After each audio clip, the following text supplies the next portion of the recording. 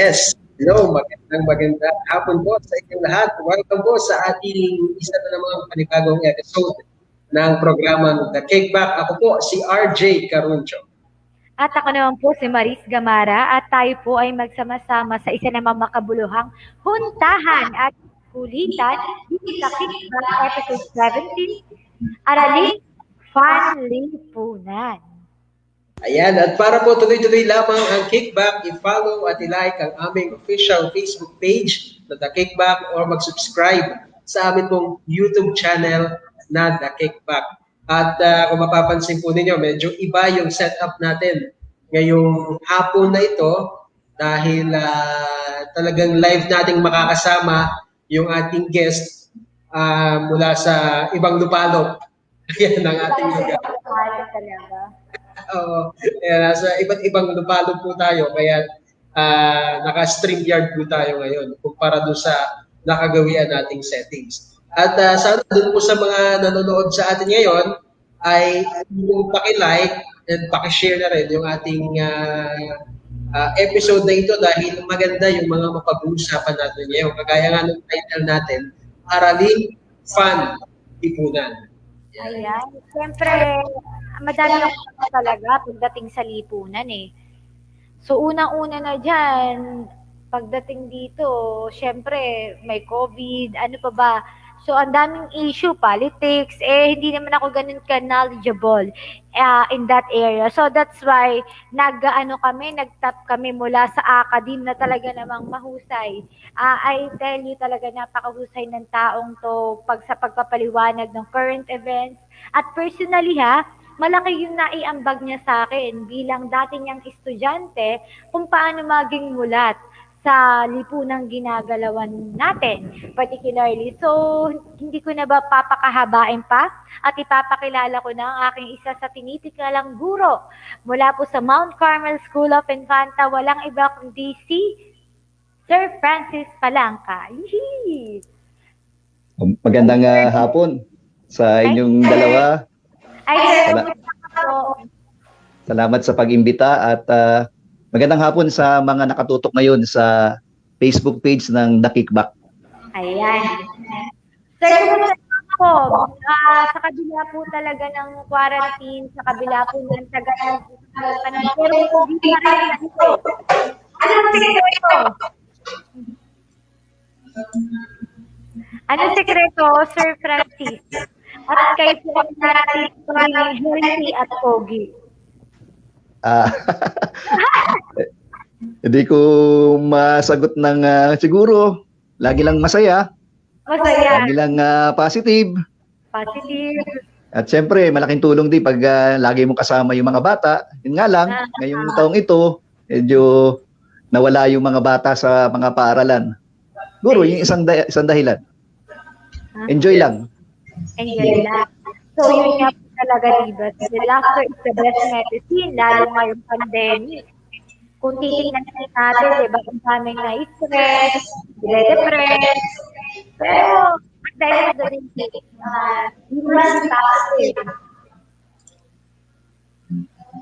Ayan, at nabanggit kanina ng aking partner sa introduction, si Sir Francis Palangka nga po, gaya nung maaaring ilang nanonood po sa atin, kilala po na guro sa Mount Carmel School of Infanta. Sir Francis, pwede niyo po ba muna kaming bigyan ng kaunting background kung bakit pagtuturo ang inyong napiling pasuking profesyon? Parang nakaka-stress po ata ito pag nakikita ko yung mga teachers ang dami-daming mga ginagawa. Well, kung babalikan natin, natanong ko rin sa sarili ko kung bakit ako ay nagtagal dito sa profesyon na ito. Marahil isang impluwensya sa akin, no ako'y bata, ako ay na-impluwensya ng malaki ng aking mga tiyo, tiya, mga pinsan, na pawang mga guro. Mother side, father side, merong mga kaanak, mga relative na mga guro. Kaya nung ako'y bata, ay nakita ko yung kanilang ginagawa. Yung kanilang mga ginagamit na libro, mga lesson plan, mga nabubuklat ko iyon. So parang siguro tumatak sa aking isip, no, ako ay mag-aaralan ng kolehiyo. So yun ang kursong pinili ko. Pinili ko yung kurso na edukasyon. At yun nga, Nagsimula ako bilang guro noong taong 1994. So pagka-graduate ko, 1994, kayo ba ay narito na sa balat ng lupa o ano ang kayo ba ay nag-i-exist na? Ako pinagpaplanuhan pa lang yata nung panahon yun. Nasa naglalakbay pa sa kawalan. So doon ako nagsimula. Pagka-graduate ay balik ako na Impanta. So dito ako sa Mount Carmel nag-apply. Hanggang sa nakapagturo ako ng Araling Panlipunan. Geografiya, kasaysayan ng Pilipinas, geografiya, kasaysayan ng mundo. Ayan. Hanggang sa 27 taon na naging guro. Oh. Siguro na memorya mo na lahat ng bansa sa buong mundo. Tsaka halimbawa, bibigyan kita ng mapa. Ituro mo saan dito kunwari ang saan ba yung mahirap? Misamis Oriental. Aba dito. Siguro memory si Sir Hani. Ayun ay bahagi talaga ng aming tinuturo. Yun nga lamang dito sa bagong curriculum, medyo nawala na yung Philippine Geography and History sa high school. At ito ay nasa elementary level na. So simula grade 4 to grade 6, naroon na yung Philippine Geography and Philippine History. Pagdating sa high school, nabago na yung arrangement. Contemporary issues, world history, Asian history. So nawala yung Philippine history and Philippine geography. Yun nga lang ang nabago. Nako, sir, baka maraming mga kabataan ang maligaw na.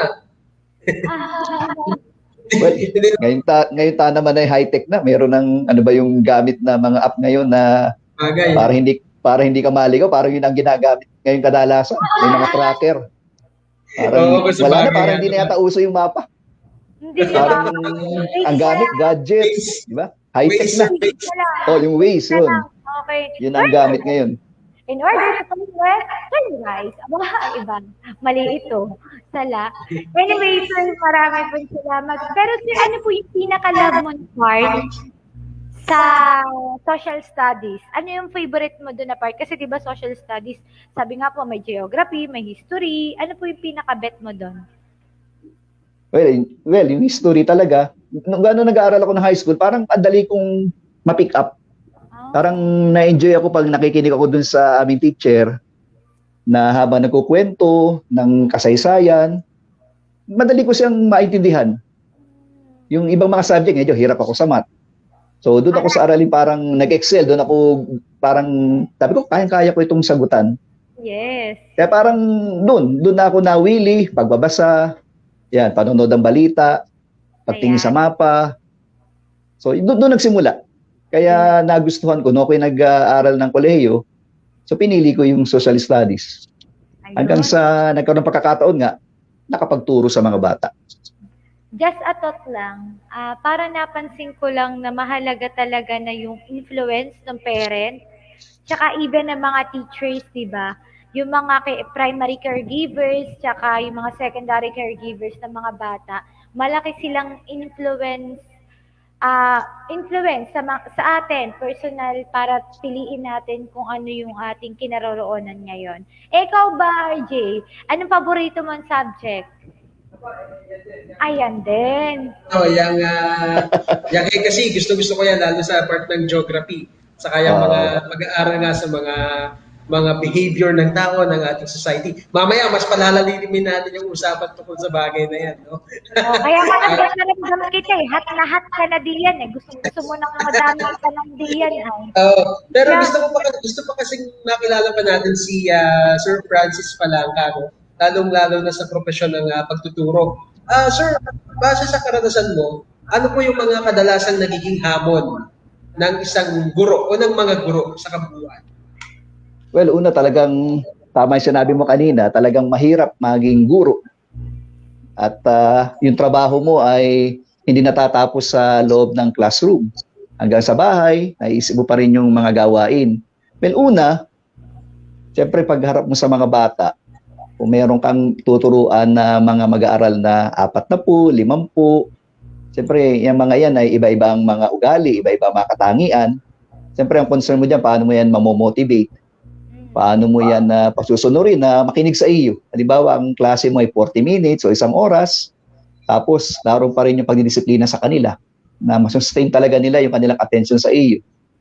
So talagang naroon kakibat na hamon talaga sa mga guro yung paano kunin ang atensyon nila. Kaya lalo na itong sa panahon ngayon na well, iba na ang mga mag-aaral ngayon kumpara doon sa mga dati kong mag-aaral na naturuan. Tapos dagdag pa nga dito, syempre, ang daming mga paperwork sa mga teachers na talagang kailangan ng mahabang pasensya, pangunawa, talagang dedikasyon na makumpleto mo. Kung talagang mahal mo yung yung ginagawa mo, so lalampasan mo rin. Gaano man kahirap. At ako di ko nga namalayan. From 1994 hanggang ngayon ay nanatili ako. Siguro may nagustuhan ko din yung aking ginagawa na kasama yung mga bata. Ang maganda lang talaga, siyempre pagkasama yung mga bata, gaya ng sinabi ko nga sa inyo kanina, maaaring yun ang dahilan kung bakit parang feeling nagiging bata ka na rin. Dahil doon sa mundo, sa lingwahe nila. O kailangan makasakay ka sa kanila, di ba ga? Oo. Tapos ay marami ka rin natututunan sa kanila. Na lalo na ngayon, mostly mga techie sila mga pagdating sa technology, napakagagaling nila, napakahusay nila. Kaya kahit na mahirap, ay nakakaya naman. Yun nga, itong panahon ng pandemya, medyo naiba nga. Talagang nag-adjust talaga ng malaki ang mga teachers dahil naiba na yung setup. Dahil nawala nga yung face-to-face. So naiba yung paraan ng aming pagtuturo. Nag-rely sa online, nag-rely sa module. So naiba yung panukat namin kung paano sila susukatin yung kanilang natutunan, yung kanilang kakayahan. Dahil sa mga sagot nila, dun sa kanilang mga sinasagutan na tanong sa module. So talagang, pero kailangan na gawin dahil mainam din naman na may ginagawa yung mga bata kaysa sa wala. Kumbaga, mahalagang maitawid natin itong school year ito kahit na lahat ay medyo hirap talaga. So far, nakakasurvive naman. Ayun. At least nakakakinig po ako mula sa perspective ng isang guro na ano talaga yung pinagdadaanan nila. Tapos parang na-realize ko talaga yung since nag-take din po ako ng education units, joke lang yun, parang hindi pa yata yun ang linya ko. Pero sabi doon, education is not only a profession, it's a calling. Kasi talagang considering the volume of paperwork, the adjustment that you need to undertake in order for you to reach your students, di po ba? Tapos kayo sir, ilang taon na nagtuturo? Halos ay 27 years na. 27 years. Di po ba ga? Abay, kasing edad ko. Ay, napalive pa, sorry. Okay. Ay, sir, maiba ko po, balita ko po, magaling din po kayo hindi na sa pagtuturo, kundi sa basketball. Ay, pwede po ba malaman, ano po yung favorite team po ninyo sa NBA? Ako po yung Lakers.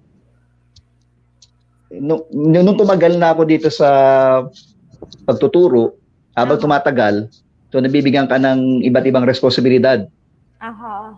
So, isa sa nadagdag nga, nung nauso na dito yung mga palaro na pinasimulan ng ating local government unit, na mga inter-school. So dahil nga ako ay nakakaintindi o marunong maglaro, so naging gawain ko, trabaho ko ay naging coach ng mga bata. Pero nung wala pa yung mga sports competition na yan, yung basketball, ginamit ko yan para makilala yung mga bata. Dahil yan nga yung paborito nilang laro, lalo na ng mga kalalakihan. Sabi ko, parang magandang paraan ito para makilala ko yung mga bata. Para pakisamahan ko sila, mas makilala ko sila. Tapos yun nga, doon nagsimula. At nakatulong dahil nabawasan yung mga problema sa disiplina, mas naging cooperative yung mga bata. Nakita nila, dapat si sir pala ay naglalaro. Dapat si sir pala ay marunong. Naalala ko nga na meron akong isang klase na yun na nag-aakit sa akin, alas 4 madaling araw. Sir, laro tayo sa plaza. O sige, sumasama naman ako. Tapos, pagkatapos noon, pag nabitin pa, lilipat pa kami dito sa Carmel, doon sa lumang court, at doon pa maglalaro. So parang maganda siyang paraan para talagang banding din at maunawaan din yung mga bata. Kasi kung minsan yung mga malilikot na bata sa loob ng paaralan, gusto nila ng atensyon, gusto nila mapansin sila. So sa ganung paraan ay nakakasunod ka, nakakasakay ka doon sa mundo nila. So hanggang sa, yun nga, nagkaroon na ng yung mga sports competition, na programa ng LGU, yun, naging coach ng high school team ng Mount Carmel. So, yun ang isa rin sa nadagdag na gawain.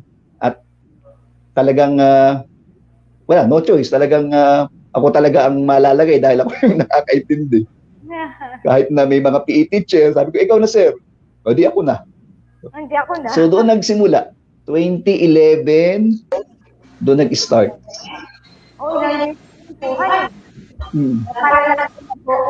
Doon naman doon sa tanong mo kanina na mga paboritong team, well, 2 liga yung aking pinapanood. Yung sa PBA, ang paborito ko ay Pure Foods, yung Magnolia. Dahil ako ay fan ako ni Alvin Patrimonio. Yung 4-time MVP, hindi niya na naabutan na yun. Yun ang magaling na power forward. Sa NBA, dahil ito nga yung napapanood na nga ng mga bata, wala talaga akong isang particular na team. Parang nagbabago siya paglipas ng panahon. Naalala ko nung ako high school, mga late 80s, gusto ko yung team na Detroit. Yung kung tawagin sila ay yung Bad Boys. Meron kasi yung team na ang reputasyon nila ay physical maglaro. Para natutuwa ako, para na-entertain ako. Tapos noong 90s, yung Chicago, yung panahon na ni Michael Jordan. So nagustuhan ko naman yung sistema ng paglalaro nila. Yung triple, post offense, yung tawagin triangle offense. So nagustuhan ko. Sabi ko, okay itong sistema na pinagawa ng coach nila. Pagdating ng 2000, balik ulit ako sa Detroit. Meron naman ako nagustuhan na team na noong 2004, nag-champion sila. Na-upset nila yung Los Angeles Lakers na panay superstar ang naroroon. Si Shaquille O'Neal, si Kobe Bryant, si Karl Malone, Gary Payton. Sabi ko itong team ng Detroit na walang mga superstar, ay natalo nila yung isang team na super team. Sabi ko ba? Nagawa lang sa depensa. Sabi ko, yun ang naano ko. Tapos nag-San Antonio, yung sistema rin nila dahil laging nasa playoff. Okay, kahit iba-iba yung mga player ng coach, lagi ito sa playoff, parang 18 beses sunod-sunod na hindi nawawala sa playoff. Tapos ito nakarang taon, yung Miami naman na nagustuhan ko.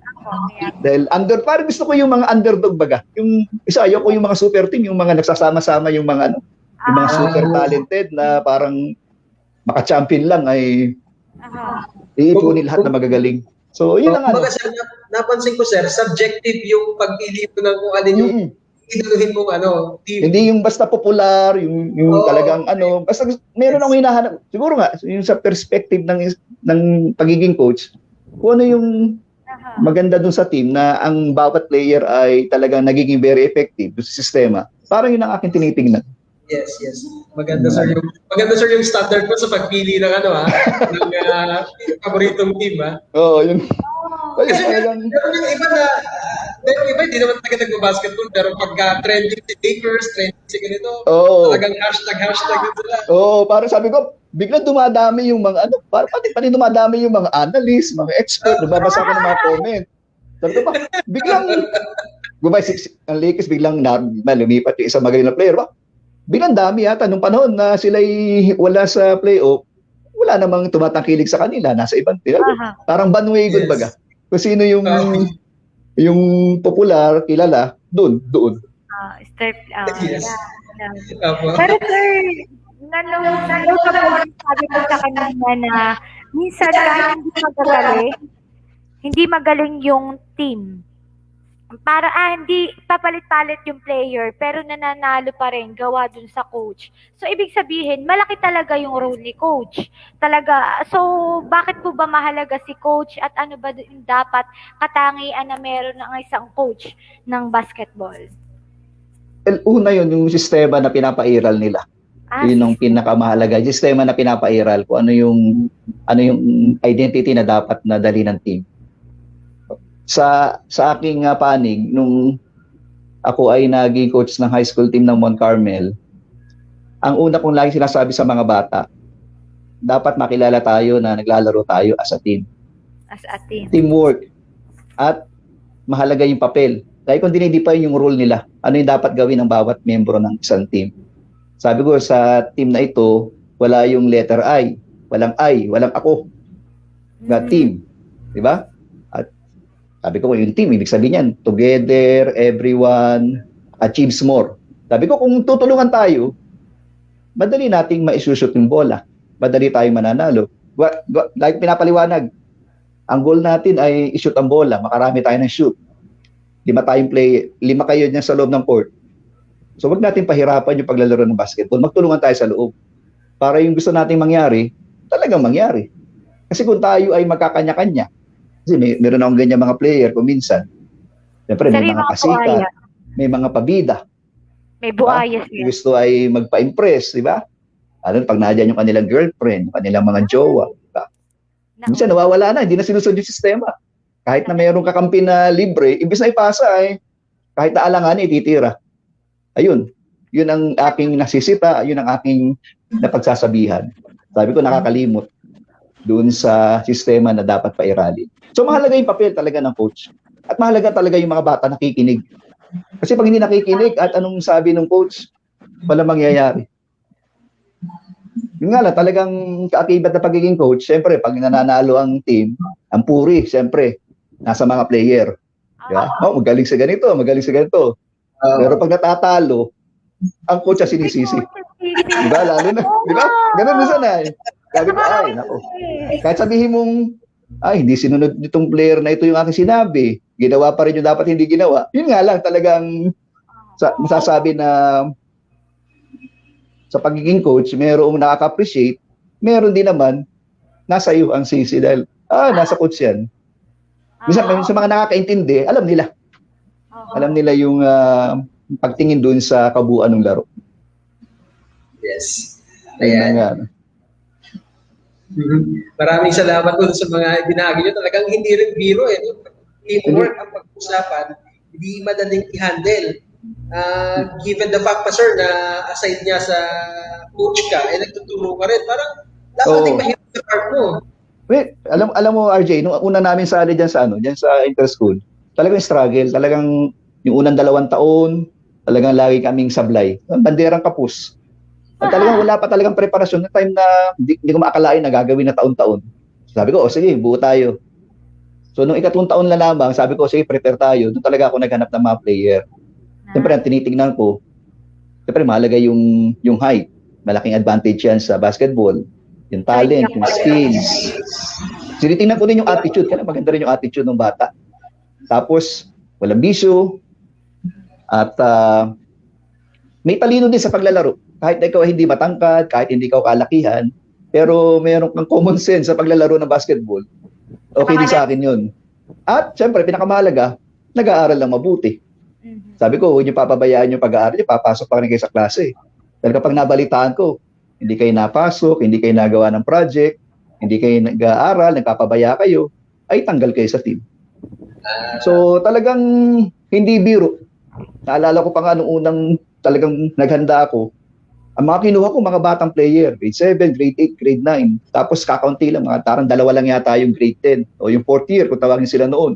Nagreklamo nga yun, sir, kakaunti lang yung kinuha mong mga higher year. Ba't pa sabi ko, itong mga bata, ito yung kailangang pahinugin, kailangan magkaroon ng experience.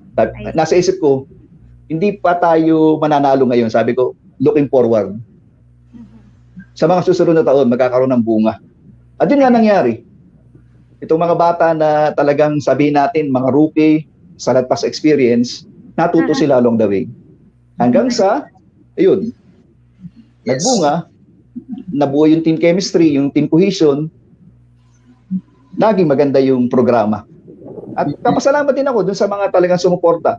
Ako ay may mga nakakita nung aming paglalaro, may mga tumulong sa akin na mga mentor.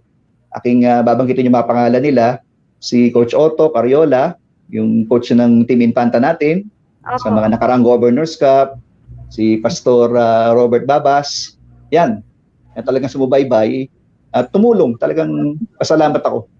Tapos nag-attend din talaga ako ng mga seminar. Kailangan meron kang, sabi magtuturo ka, kailangan meron kang ituturo sa mga bata. Para at least maniwala siya sa iyo. Parang yung credibility mo. Kasi kung minsan, basta lang may masabi ka, hindi ka papaniwalaan ng mga bata, ng mga player. But isere kung nag-iimbento lang. Nag-attend ako ng mga coaching seminar. Talagang naluwas pa ako ng Maynila, ng Lucena. Kung sineryoso. Tapos nagbunga naman. Nagbunga naman yung mga ginawang iyon. May ganun talaga, Sir Hen. Tapos, Sir, ano yun to? Si RG daw magpapaturo ng basketball. Feeling na willing po siya kasi gusto na daw po niya maging body shape. Well, alam mo, nakatulong yan. Gawa ng lumaki yung enrollment namin. Dahil di yan. Tapos maraming mga bata nag-enroll sa elementary. Tapos nagkasagawa kami na yun, pagbakasyon ng yung mga basketball clinic. Ito nga lang, nung dumating yung pandemic, nautlot, naputol yung aming ginagawa. Pero malaking tulong siya. Actually, sir, dyan ako pupunta sana. Kanina pa natin kasi pinag-uusapan yung basketball. Ikaw, sir, ikaw talagang mahilig sa basketball. Etong nauso na yung COVID-19, umutok yan, syempre, nawala yung mga basketball games, ano? Anong pakiramdam na sa mga oras na ito hanggang mag-uusap lang muna tayo sa basketball? Well, talagang malaking dagok talaga itong nangyaring pandemic. Talagang natigil ang mga sports activities. Talagang ang mga bata ay kating-kati na. Talagang yung regular na, di ba, pagdating ng bakasyon, may mga ligang sinasalihan. Talagang, alam niyo naman, malaking tulong talaga yan, di ba, sa development ng isang bata. Physically, mentally. Ngayon talagang wala. Talagang na bago. Natigil. Pinapayagan nga lamang maglaro ngayon, magkaroon ng mga liga, siyempre mga professional. Pero ito nga mga bata, laging stay at home, huwag kayong maggala. Kaya naman, nabaling na yung atensyon ng mga bata para lang mayroong activity, yung pagbibisikleta. Doon na lang, nabaling yung kanilang enerhiya. Nalimitahan. Siguro, meron pa rin mga naglalaro, diyan, lang mga lugar. Pero yung malawakan na talagang natigil. Ang sabi ko, merong yan. Doon, sir, sa trabaho ko sa Spirit FM, malapit sa plaza, nakakamiss yung sayawan ng mga tao, yung na totoo yun. Tumahimik bigla Tumahimik. Sabi ko, yung ang plaza, parang hindi nababakante nga yan. Parang sabi ko, parang 24 oras yan ay talagang gamit na gamit. Talagang napahinga. Malaki talagang nawala sa atin na karaniwan nating ginagawa. Pero sa tayo ahon din sa ating sitwasyon na ito. Ayan. At ito napapunta po tayo sa COVID-19 na Sir Francis. Talagang maraming, nabanggit mo kanina, maraming nabago sa mga, hindi lang sa Pilipino, sa buong daigdig. Sa buong daigdig. Ano, Sir Francis, yung nakikita mong maganda at hindi magandang pagbabago na naidulot ng pandemic ng COVID-19? Well, nung nagsimula yung lockdown dito sa atin, nung Marso, parang tumigil ang lahat, nagkaroon ng panahon, ng oras ang pamilya sa isa't isa. Talagang ang kapaligiran, parang natahimik, parang yung hangin, parang luminis ng bahagya, parang naging maaliwalas baga. Naging fresh yung hangin, nabawasan yung mga sasakyan, di ba? Na-less yung pollution. Tapos nagkaroon ng oras yung maraming tao sa ibang mga bagay na hindi natin nila ginagawa. Yung sabi nga ng iba, talagang halos yata ng sulok ng bahay, nalinis. Pati kisame, pati bubong, di ba? Walang magawa. Pagluluto, yung mga home-cooked dishes, di ba? Biglang marami ang sumubok, di ba? May time, pagtitingin sa YouTube, ano ba pagluluto nito? Ang daming mga sumubok. Tapos yung iba, nag-isip ng mga bagong mga business, ginamit ang internet, online, mga online selling. Yung iba naman, mga naghalaman, dumami yung mga plantito, mga plantita. So simula talagang masasabi natin. Tapos marami ang kumapit talaga sa pagdadasal. Diba? Dahil nga naroon yung pangamba na bakit ganito na nangyari, buong mundo na. Talagang yung iba na conscious sa kalusugan, na realize na mahalaga ang kalusugan kaysa dun sa ibang mga bagay. Doon sa simula, pero nung tumagal na nga, ito na nga, tayo nga ay 13 buwan na. At hindi man lang natin na-platin yung curve o bumaba yung bilang ng mga nagkaka-COVID at lalo pang dumami. Sabi ko, ano nangyari? Bakit yung ibang mga bansa, kahit paano na control nila, na manage nila yung bilang, di ba? Eh parang sa atin, ano man nangyari? Parang wala. Kaya marami nga ako sa mga mga nakausap, parang nasasawa na nga sila doon sa balita na panay COVID. Ang kanilang laging sinasabi ay, kailan na nga ba itong matatapos? Talagang marami, pati yung mga bata, talagang epekto nila sa mental health, talagang mahirap silang ikulong sa bahay ang napakatagal na panahon na walang interaction. Nakikita ko nga sila kung minsan nakakalabas sila, nakikita ko, ang lalaki na nila. Na usually, hindi naman dapat sila ganoong ang lalaki, ang tataba na yung high school age, hindi pa ganyan dapat ang maging physical na hitsura nila dahil usually active sila pag ganyang mga 13, 14, 15 taong gulang. Usually, yung mental health, pati yung, sabi nga ng isang parent na masyadong sa gadget, yung mahabang oras sa gadget, na matutulog madaling araw na parang hindi na siya healthy.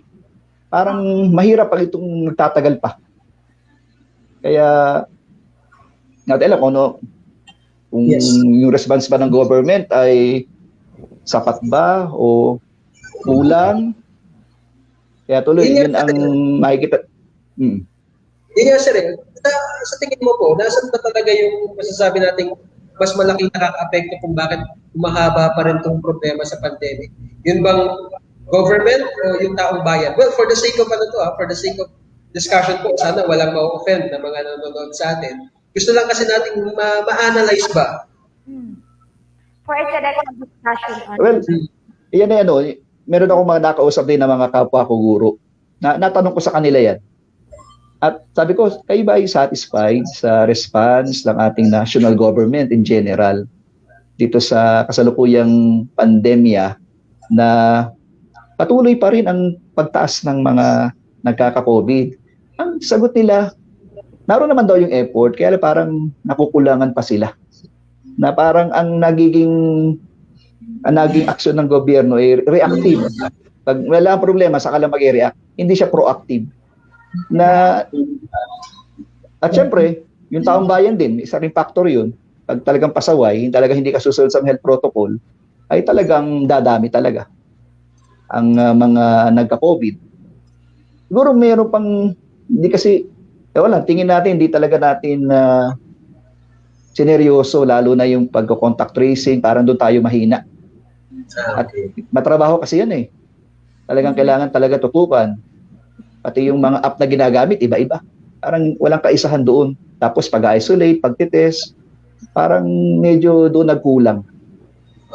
Tapos ang problema pa nga ay marami sinasabi yung mga expert, minsan yung gobyerno ayaw makinig. Parang meron silang way na, ginagawa na namin yan. As minsan, inaaway pa nila yung vice president. Sabi ko, sa panahon ngayon, dapat nakakaisa, di ba? Kailangan nagtutulungan. I-set aside na yung mga political differences. Yun ang parang, lalo na ngayon, dumami. Tapos ay, parang ang balak, yung mga hotel yata ang gagamitin. Dapat noong una, naisip na yan, na magkaroon ng mga temporary, mga makeshift na mga hospital, kahit yung may mga tent, na para may lugar talaga na pagdadala. Yung mga hospital na pupuno, hindi talaga nabibigyan ng immediate medical attention yung mga nangangailangan. Yan, namamatay na lang sila. Diba, sa bahay, naabutan ng kamatayan, hindi na sila madala sa hospital. Parang, yun nga, kasi katulad ng Vietnam. Ang Vietnam, katulad din natin na hindi naman yan first world, hindi naman yan kayamanan. Pero, na-control nila, na-manage nila. Kasi mabilis din, very quick, very decisive yung action na ginawa ng kanilang gobyerno. At siyempre, yung mga tao, nasanay talaga na sumunod sa kanilang government. Palibasa, as a communist country, talagang may pagka-authoritarian tayong government ng Vietnam, kaya kailangan sumunod. Medyo tayong, yun ang problema. Kailangan din talaga ng disiplina. Social distancing nga po, minsan, hindi ba ayuda? Ay, Diyos ko, kasi po ba? Parang nalalabag eh. Limot ang COVID pag may ayuda. Oo, yun nga. Di ba? O yan nga, isa rin niya sa concern nga. Di ba? Marami pa nga nagreklamo diyan sa mga binibigay na ayuda. Di ba? Dahil hindi lahat nabibigyan daw, may pinipili si kapitan. Hindi ka raw qualified dahil maganda yung bahay, meron kang anak na nagtatrabaho sa abroad. Pero lahat naman apektado. Siguro kailangan i-reconsider yun na wala nang diskriminasyon, wala nang pinipili. So, isa din yan sa talagang, yung iba naman hindi na naniniwala doon sa mga figures sa lumalabas. Baka daw lahat yata ng sakit, COVID na. Yun nga, sir. Yun nga. Parang iba, hindi na naniniwala. Ba't 10,000, 11,000, pumalo pa sa 15,000. Kaya yun, parang nagdududa talaga pang ganyan baka yung simpleng lagnat, simpleng trangkaso ay na yan. Sasabihin COVID. Di ba? Kaya talagang mahirap itong sitwasyon natin ngayon. Sabi nga, marami na ang talagang kailan na matatapos baga ito. Tapos yung bakuna pa natin. Problema rin yung sa bakuna. Nagtalo-talo pa nga diyan, di ba ga? Doon sa bakuna. Dahil una, ayaw payagan yung mga private companies na mag-order na bakuna. Kailangan government ang order. Ayun pala, hinihintay yung galing sa China. Kasi yun ang priority. Samantalang noon, di ba? Pwede na umorder kung sino ano yung available, may ponto, di ba? Ngayon, pinayagan na. Kaya lang, wala pa yung bakuna. Siyempre, iba, nakuha na ng mayayamang mga bansa. Oo nga po. Makadarating pa, May, June yung mga in-order. So, parang, naroon yung effort, kaya lang, hindi kulang. Hindi nung lumabas doon sa mga kapwa ko guro na hindi talaga totally satisfied. Meron pa sanang kaya pang gawin para ma-improve ba lang. Dahil tayo na kaunahan dito sa West Pacific. Naunahan pa natin ang Indonesia sa dami ng kaso. So yun ang Opo. Ayan, at ipagdasal natin na sana magkaroon na ng tundok itong pandemic na ito. Ayun. Sa ganun, makabalik na talaga sa yan. normal. Yan talaga ang kailangan talaga natin. Talagang matinding pagdadasal. Talagang siguro kailangan na nating ang langit ay talagang palakasin natin yung mga panalangin natin para talaga matuldukan na itong nangyayari sa panahon natin ngayon. Tsaka sir, lalo na lumaki yung utang ng Pilipinas. Ayun nga. Ang naman ng utang, umutang ka. Tapos nasa na kaya sir yung TV, itong bayan ng M2, akala ko bibili ng bakuna, asan na? Yun nga yung tinatanong. Di po ba nasa akala ko bibili yan, kaya hindi lahat binigay sa tao kasi pinaghahandaan sa bukuna. Tapos ngayon, yung sa'yo ba kasi ako na gusto ko nagkakamali, di ba parang sila ngayon na pinaghahandaan magkano ba nagagastos ng bansa natin para sa bakuna talaga? O baka na may nasa bulsa na nila yun? Well, isa din yan sa siyempre hindi mo maiwasan na may mga taong nag-iisip ng ganayan na baka nga pinagkakakitaan pa yung pagkuha ng bakuna. Yun, hindi nawawala yung ganong mga hinala. Lalo na kapag may malalaking mga halaga na involved. Oo nga po, sir. Tsaka sir, talaga, isa din nakaraan na bumabother sa akin is itong issue sa Philippine Sea. Wherein hindi pa yata kasi hindi pa magre-react itong ating gobyerno pagdating sa Philippine Sea. Pero nakakatuwa lang po kasi nagpadala ang US ng baka. So, wherein ang China ang pagkas. Pero nakakatuwa lang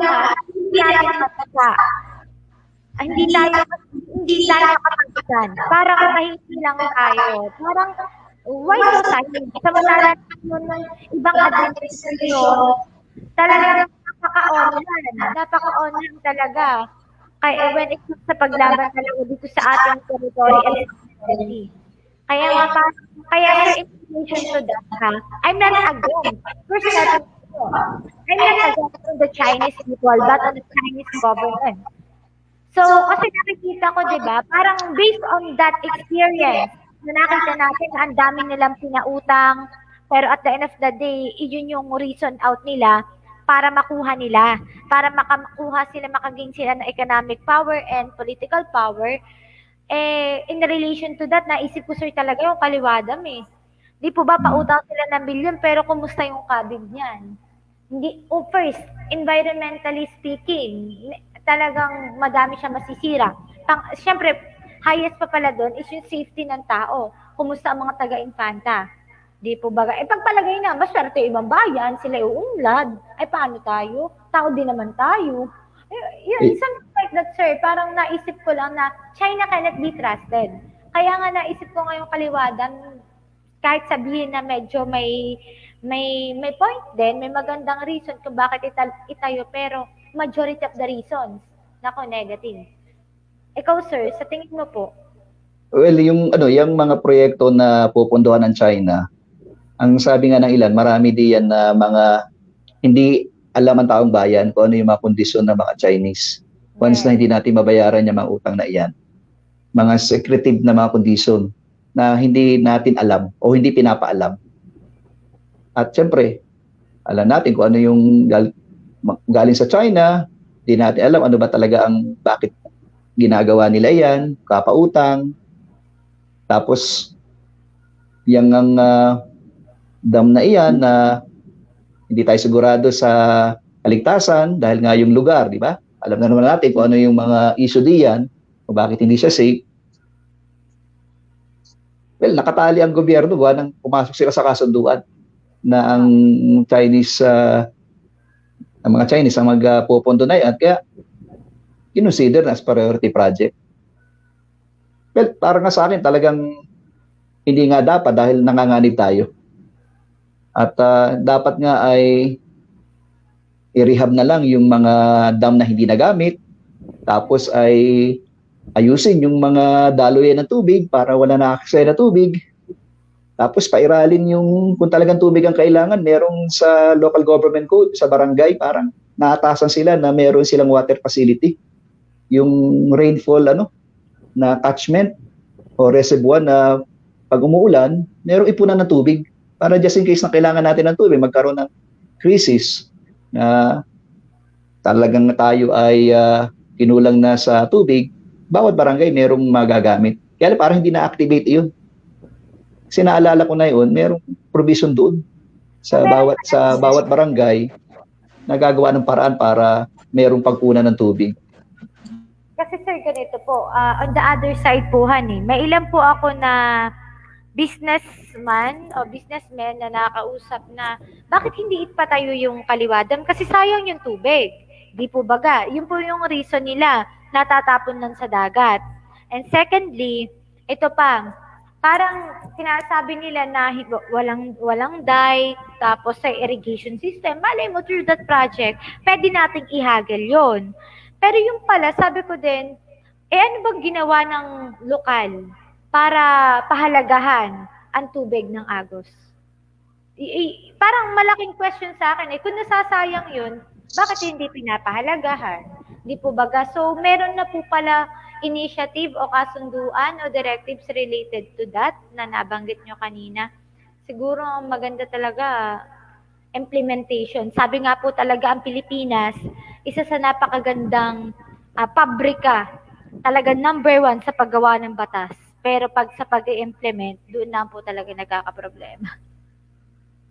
Well, ang purpose naman ng dam kasi ay kukulungin mo yung tubig, di ba? Parang gagawa ka ng structure para maipon mo yung tubig sa loob.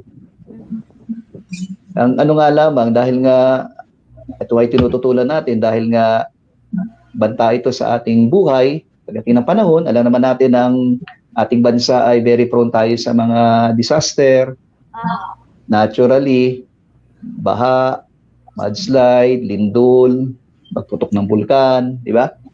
So pwede, yung mga nangyayari doon sa mga nakaraang mga balita na dahil nagpakawala ng tubig doon sa isang dam, nagkaroon ng malaking pag-angat ng tubig sa kanilang mga lugar, like what happened to Isabela. Yun nga lang, ang hirap nga lang dito, dahil nga yung priority project ng government, talagang ang laging tanong dyan ay sulit pa ba na ipaglaban iyan? Diba? Parang Katulad nga na yan, na kahit walang permiso ang local government, nakagawa na sila ng access road, di ba? Talagang piniprepare na yung dadaanan ng mga heavy equipment, yan. Naroon na para magtuloy-tuloy yung proyekto kahit walang permiso. Ang huli ko narinig kay Padre Pete ay magsasampa nga daw ng kaso. Yun nga lang, paano nga yan? Siguro kailangan manindigan pa rin, ingay pa rin, na talagang hindi tayo pumapayag diyan. Tapos yun nga, ang pwedeng maging parang plan B diyan, yung ipag-compromise ka. Kung ano yung mga benefit na makukuha mo, just in case na wala tayong magagawa. Kumbaga, kaya lang, hindi guarantee yun. Hindi guarantee na yung sinasabi nilang kung ano yung mga pwede nating makuha na kaunlaran diyan ay talagang para sa lahat yung kaunlaran. Maaaring yan ay panandalian, pansamantala, pero in the long run, hindi talaga makikinabang diyan yung taong bayan. Kasi kaya din yung ginawa ng mga mining companies, di ba? May mga lugar din na tutuling mga tao. Tapos yun nga, sabi nila, ang kapalit ng yung mga kabuhayan, may mga tulong na ibibigay, sa simula lang. Pero nung naubos na yung mga minina nila, iniwan na rin lamang nila. Sira yung paligid, polluted yung ilog, yung lupa hindi na pagtaniman dahil nalaso na ng mga chemical na ginamit sa pagmimina. So, parang hindi rin tayo sigurado doon sa sasabihin na ito yung ibibigay. Na kapalit kung tayo nga ay makipag-compromise nga doon sa kanila. Yun ang mahirap. Siguro kailangan talagang manindigan pa rin, nag-ingay pa rin, talagang ipahayag na tayong mga taga rito, taga-Infanta, tumututundi yan. Malay mo, samahan din ng panalangin na maraming pwede mangyari yan, di ba? Maraming pwedeng pangyari. Malay mo, biglang kansilahin ni Duterte yung yung project na yan. Sana gayahin niya yung ginawa nung Prime Minister ng Malaysia. Yung dating Prime Minister na si Mahathir Mohamad na nung nakita na parang dihado yung gobyerno ng Malaysia. Kasi marami rin pinasok na project yung Malaysia sa China. Nung siyang naupo, napalitan niya yung dating Prime Minister, nakita niya parang dihado yung Malaysian government. Pinakansela niya lahat. So hindi na itutuloy yung mga pinasok nilang mga kontrata doon sa mga Chinese. Dahil delikado nga, dahil may mga kondisyon doon na talo ang mga Malaysians. Marami mga project ang China na hindi natin alam kung ano yung mga nakapaloob doon mga kondisyon. Talagang sinikreto diyan. Hindi talaga inihayag. Kaya yun nakakatakot. Alam, pag di ka nakapagbayad, ano yung kapalit? Diba? Baka doon meron dong kondisyon na baka may kunin sa atin, di ba? Baka may kunin sa atin na mga resources diyan. Lalo na ngayon, ang China ay talagang binubuli tayo, di ba? Talagang paborito nila Philippines eh. Paborito nila Philippines. Sir, baka yung ibang island sa West Philippine Sea, yun talaga yung baka yun na yung kapalit, sir, no kalibanam. Joke lang. Naisip ko lang. Talagang matagal na nilang plano yan. Inunti-unti talaga nila. At nagkaroon tayo ng Pangulo na very accommodating sa kanila, di ba? Kaya lumakas ang loob nila. Na utay-utay, di ba? Nung una ay sinasabi nila, kaya daw naroon yung mga barko dahil tumigil lang sila dahil masama yung panahon, kaya tumigil sila, napapahinga lang yung kanilang mga mangingisda, yun ang kanilang tapos di mo alam, nagtatayo na pala sila ng mga artificial island, tapos yung island, tinayuan na nila ng building, naging military military headquarter na militarize yung area. So parang dinahandahan tayo, tapos itong pandemic, nagtitake advantage sila. Kaya hindi nga natin masasabi na talagang kaibigan. At nakakalungkot, napakatahimik yung ating Pangulo. Tingil sa isong yan. Matapang siya di ba? Nag-iingay siya pag tungkol sa mga Amerikano, pero pag sa mga Chinese, parang wala siyang reaksyon. Ang nag-react pa nga yung Defense Secretary, di ba? Si Lorenzana. Saka itong si ambassador natin sa US, si Teodoro Locsin, di ba? Yung Foreign Affairs Secretary natin, na si Teodoro Locsin, yung pa mga nag-react o nag-issue ng mga diplomatic protest. Tapos yung ginagawa nga nila, di ba? Yan, talagang matagal-talagang plano. Yung pagdami ng mga sasakyang pandagat, may plano sila na talagang gagawa rin sila dyan ng island. Makuha talaga nila, mapalibutan nga. Na sinasabi nila yung 9-dash line, na kahit walang basihan, legally, historically, geographically, parang gawa-gawa lang nila, Samantalang tayo, may alas tayo. Nanalo tayo dun sa UN arbitral ruling noong 2016. Di ba? Kaya sinusuportahan tayo ng maraming mga bansa dahil dinaan natin sa legal. Kaya lang, hindi naman kinikilala na China. Kaya, yun, ginagamit yung bakuna, donate, yun pala. Yan na. Yung pala, Ang kawawa din dito, yung mga mangingisda. opo. Nade-deprive sila. Hindi na sila nakapunta doon sa mga traditional na fishing ground nila. Kasi may nakabantay na, hindi na sila pinapayto na pumasok. Diba? Sinisita sila kahit na yun ay nakapaloob sa ating exclusive economic zone. Diba ga? Na tayo dapat nakikinabang doon sa mga resources na yun. Diba? May balita nga na halos ilang tonelada yung sinasabing nakukuha ng mga Chinese na ito. Di dapat tayo nakikinabang na yun. Nasa 204,000 tons yatang dami ng isda ang nakukuha doon. Ayan. Po, salamat sir sa mga insights na ibinigay niyo po sa amin. Kaya lang talagang napakabilis po ng oras Napapasarap po yung usapan natin. Nakakabitin man. Pero siguro huling punto na po Sir Francis yung parang gusto kong ma-brought up. Base sir sa observation mo, well kasi October 2021 will be the filing of Certificate of Candidacy. At ngayon pa lang, napapansin mo na ba na politics is just around the corner? Well, itong pandemya, ito na rin yung siguro kailangan tingnan ng tao, sukatan na rin kung sino talaga yung nag-perform. Kung sino talaga yung mga pinuno na talagang epektibong, talagang nagbigay ng serbisyo sa mga mamamayan. Di ba? May expose mo dito kung sino yung naging tamad, nagpabaya, sino talaga yung nagsipag, yung talaga nagmalasakit. Yun ang malaking tsansa na muling manalo. Kaya lang di ba? Kaya lang, sa politika kasi natin ay nakadikit pa rin sa personalidad, sa popularidad. Di ba? Tapos galing pa nga sa mga dinastiya ang ating karamihan ng mga politiko. Kaya Yun nga rin sir, naisip ko diba? Yun pa yung another problem na nakikita. Pagka mag-anak, okay, boboto. O kaya, sir, ano po ba yung maganda at pangit na mukha ng political dynasty? Ano po muna ng political dynasty? And secondly, ano po ba ang magandang mukha at pangit na mukha ng political dynasty? Well, pag sinabi kasi nating political dynasty, ang kapangyarihang political ay nasa kamay ng isang angkan o ng isang pamilya. At yan ay bawal sa ating saligang batas. Naka-indicate doon sa Article 2, Section 26, kung doon nagkakamali, na ang mga mamamayan dapat mabigyan ng equal opportunities and free access to public service. Kaya lang, hindi naman nasusunod yun dahil sasabihin ng mga politiko, hindi na-define ng mabuti kung ano yung political dynasty. Yun ang kanilang palusot. Tapos sasabihin nila, ay wala namang political dynasty at meron naman tayong eleksyon, di ba? Meron tayong open, pre-election. Mga tao pa rin naman na napili. Kahit sabihin natin na ang tumatakbo ay mag-ama, magkapatid, mag-anak, minsan sabay-sabay pa, kaya nagpapalitan. Yun ang lagi nilang sinasabi. Siyempre, sagot naman ng tao doon, well, kayo pa rin ang nalalagay sa pwesto dahil walang choice, walang pamimilian. Di ba? Doon nga sa Makati, nagsabay pa yung magkapatid, di ba? Naalala ninyo yung magkapatid na Binay. Nagkaroon pa ng pag-aaway yung dalawa.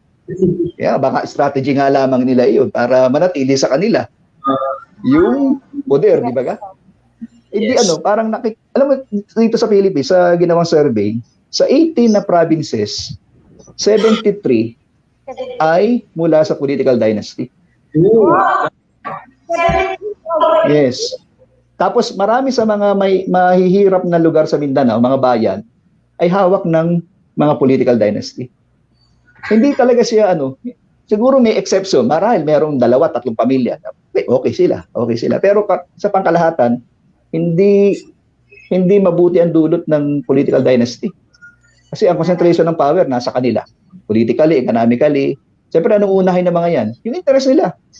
Paano sila mananatili sa pwesto? Well, sinasabi, maganda naman yung ginagawa nila, marami silang ibibigay na tulong, ay dapat naman talaga, yun ang ibibigay nila. Pero siyempre, una yung survival ay preservation ng kanilang clan, ng kanilang family. Ay, kaya na lang po sila binoboto lang po sila. Tapos, yung check and balance, wala doon. Yes, Diba? Paano yan? Halimbawa, yung tatay, mayor, yung anak ay konsehal. Tapos yung anak na konsehal ay may nilabag sa batas. Paano mo papanugutin yun? Diba? Pero sir, nabanggit mo yung check and balance eh. Check and balance. Mahalaga yun, di ba? Ideally, maganda yung check and balance. Pero kung halimbawa, ako ay isang politiko at kabilang ako sa political dynasty, siguro sasabihin ko kapag halimbawa halimbawa ako ay mayor at yung aking vice mayor ay hindi ko kasundo, nang dahil sa check and balance na yan, magkakaroon lang ng delay sa approval ng budget at the same time, magkakaroon lang ng delay sa implementation ng mga programs and project. Kaya kami-kami na lang, magkakasundo kami. Parang mas minaira dyan yung convenience. Parang okay, para mapadali natin. Yun nga, hindi tayo nakasigurado na talagang yung gagawin nila ay talagang totally para sa bayan. Siyempre. Di ba?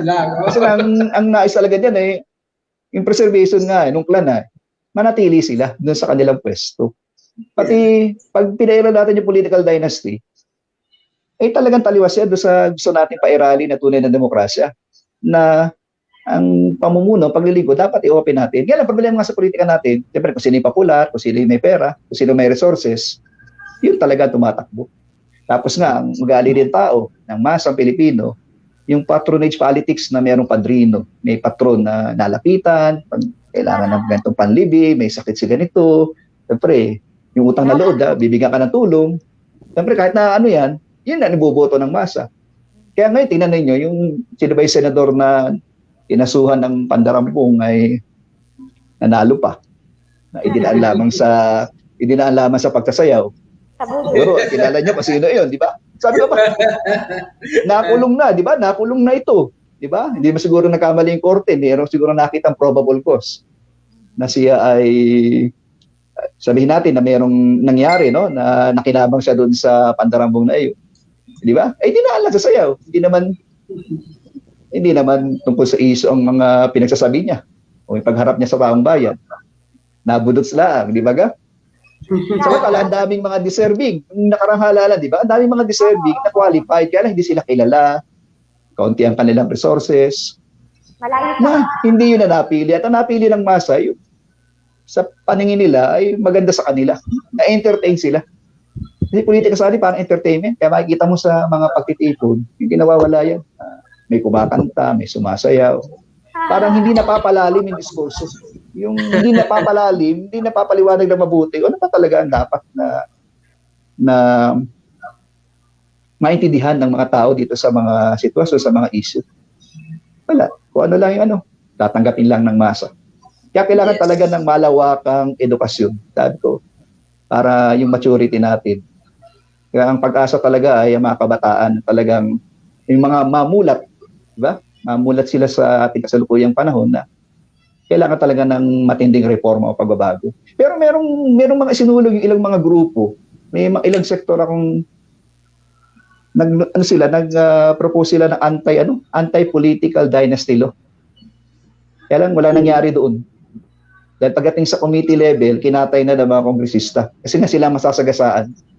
Merong na talagang gumawa ng batas, enabling law na ipagbabawal na yan. Pero wala nangyari. Yes. So yun ang nakakalungkot. Opo. Ayan. Alam ko, actually, Sir Francis Palangka, marami pa sana tayong pag-uusapan dahil lumalalim. Pero hopefully, hindi ito yung maging first and last na pagsama po namin dito sa The Kickback. Hopefully, ma-invite ka pa rin po namin sa mga susunod pa naming episode. Any parting message po para sa mga makakapanood po ng ating episode na ito? Well, siguro pagpatuloy natin na tayo ay maging mulat, maging mapagmatsyag sa mga nangyayari. Hindi panahon para tumahimik. So gamitin natin yung social media, yung different platforms para maihayag natin yung ating damdamin na kung ano yung talagang nais gusto natin. Talagay ko malaking bagay yun, malaking tulong yun na tayo ay aware sa mga nangyayari. So yun ang aking mensahe, lalo na sa mga kabataan. Talagang mahalagang makisangkot sa mga issue. Gamitin natin yung internet, gamitin natin ang technology, different platforms para ipahayag natin yung ating mga sentiment. Mas mainam yung mulat ng mga mamamayan. Diba? At alam ano nga nangyayari. Siguro yun lang ang aking ano. At ngayon, panahon ng pandemya, siguro talagang matuto tayo na gawin yung dapat gawin para tayo ay maligtas nga dito sa COVID. Yung pagsunod, yung pagkaroon natin ng disiplina. So, yun lamang. Opo, maraming salamat po, Sir Francis Palangka, and kagaya nga po na sabi ko, sana hindi po ito yung huling pagkakataon na makasama po namin kayo. At syempre, maraming salamat din doon sa mga nakaantabay po sa ating diskusyon ngayong pong hapon na ito dito sa The Kickback. Partner, maraming salamat din for, of course, sa pagsama pa rin dito sa ating talakayan. Ayan, at para po tuloy-tuloy lamang ang Kickback, i-follow at ang aming official Facebook page na The Kickback, mag-subscribe sa aming YouTube channel na The Kickback hanggang sa susunod po nating episode. Ako po si RJ Carucci. At ako po si Marisa Kickback episode 17 na aralin panlipunan. Bye-bye! Bye-bye. Bye! Annyeong!